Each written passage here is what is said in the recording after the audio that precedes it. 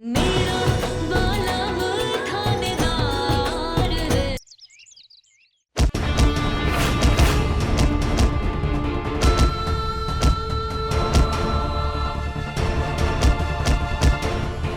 अब बस बस।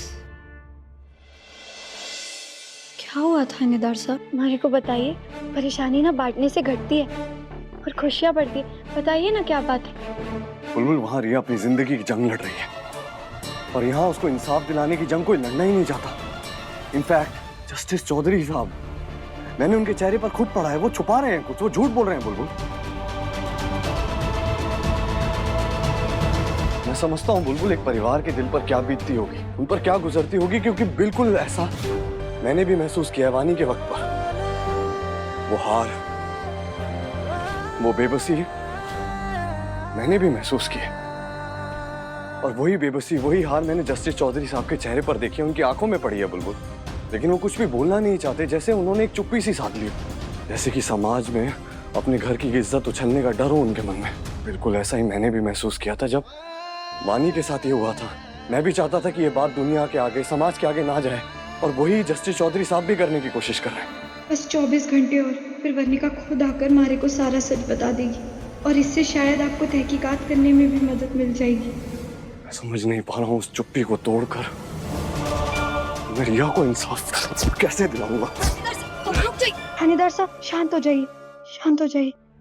आप ही कहते हैं ना, वो सत्य परेशान कर सकते हैं, पराजित नहीं। इस झूठ को जितना दबाने की कोशिश करेंगे, ये झूठ उतनी तेजी से बाहर आएगा, उतने जोर से बाहर आएगा। आप परेशान मत होइए। वो तुम्हारे कॉलेज में वो लड़का है ना, क्या नाम है उसका? अविनाश। हाँ, उस लड़के में कुछ गड़बड़ है बुलबुल। याद है तुमको, कॉलेज के पहले दिन वो तुमको परेशान करने की, डिस्टर्ब करने की कोशिश कर रहा था, जिसका तुमने मुंह तोड़ जवाब दिया था। बस इसीलिए मैं आगे नहीं आया था, क्योंकि मुझे कुछ करने की जरूरत नहीं थी। तुमने अच्छा संभाला था उसे।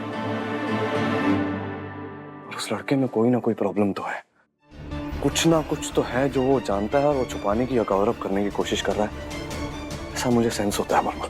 उस लड़के में ही कुछ गड़बड़ है।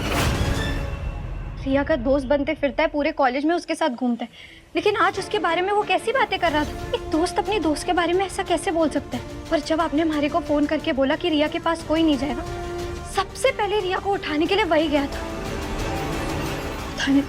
क्या हुआ थानेदार साहब? आईपीएस की बीवी बनते बनते तुम आधी आईपीएस भी बनी चुकी हो बुलबुल।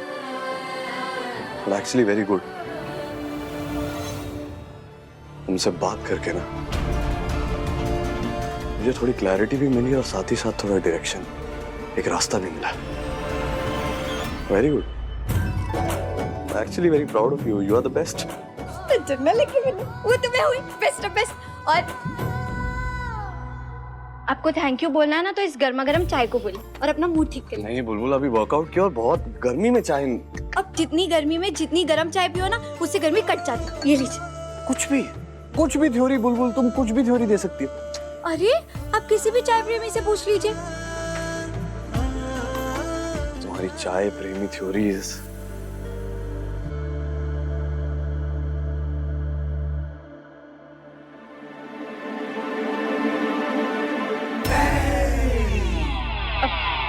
बहुत अच्छी बॉडी है, बहुत स्ट्रांग है।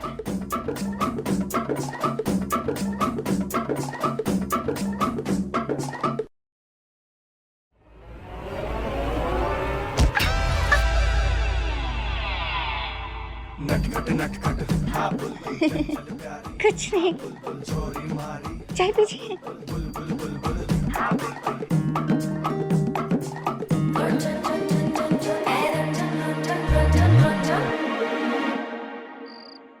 घर और कॉलेज के सारे काम हो गए हैं। अब बस जल्दी से इन रुमाल पे कढ़ाई कर देती हूँ, जैसे मासा ने बताया था। ये पिछली बुआ सा को क्या हुआ?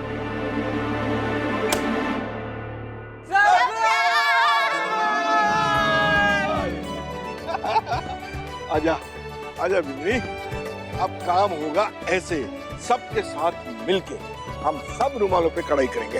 अरे, आप लोगों को रुमालों पर कढ़ाई करनी आती है? हाँ। लेकिन हमारा काम आप लोग क्यों करोगे?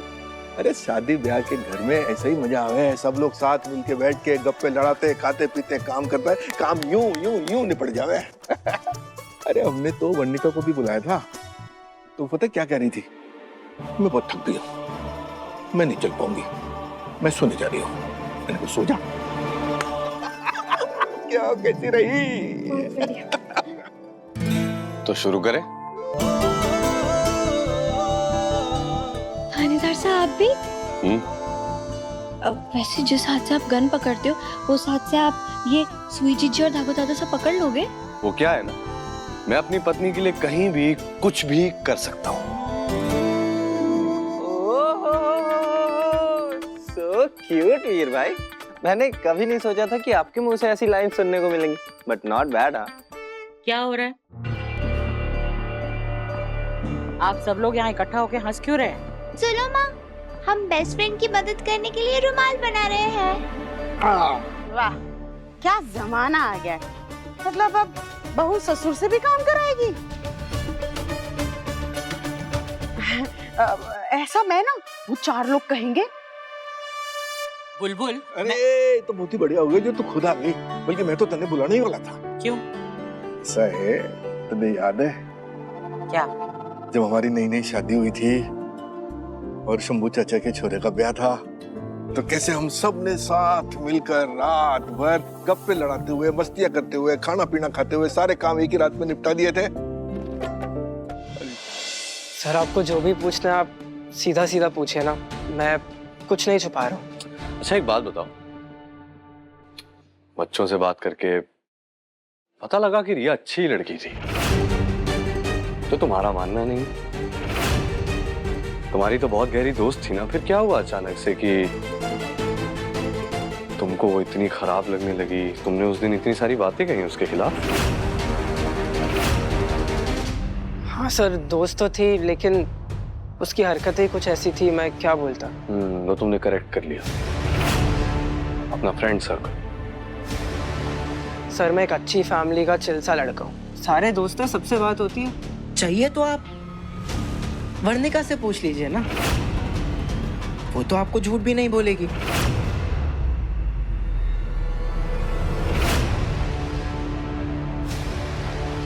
ये वर्णिका कहाँ चली गई? उस वीडियो में जैसे उस लड़की के कंधे पर निशान है, वैसा हूबहू निशान वर्णिका के कंधे पर भी है। कहीं वो वर्णिका? नहीं नहीं नहीं नहीं, वो वर्णिका नहीं हो सकती। मैं सुनिए, आपने वर्णिका को देखा क्या? हाँ, वर्णिका अभी कॉलेज की पुरानी बिल्डिंग की तरफ भागते हुए गई है। हाँ ठीक है, पुरानी बिल्डिंग की तरफ। हाँ, तो कोई ना जाता।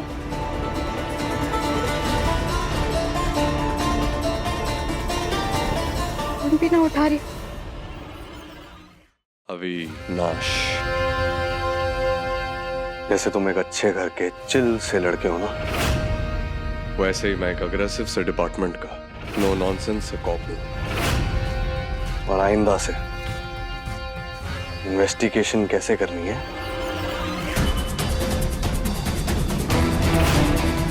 पहले भी बोला है तुमको,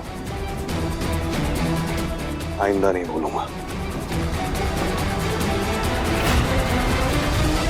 जितनी इन्वेस्टिगेशन करनी है कर ले एसीपी। तुझे क्या पता आज रात तेरी बीवी मेरे पास होगी, और फिर जो होगा उसे तो सोच भी नहीं सकता।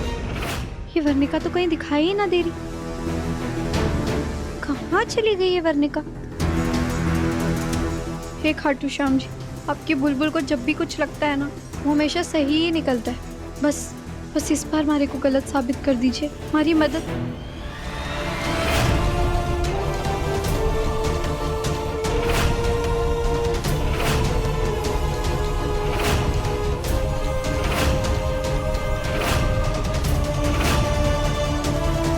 वर्णिका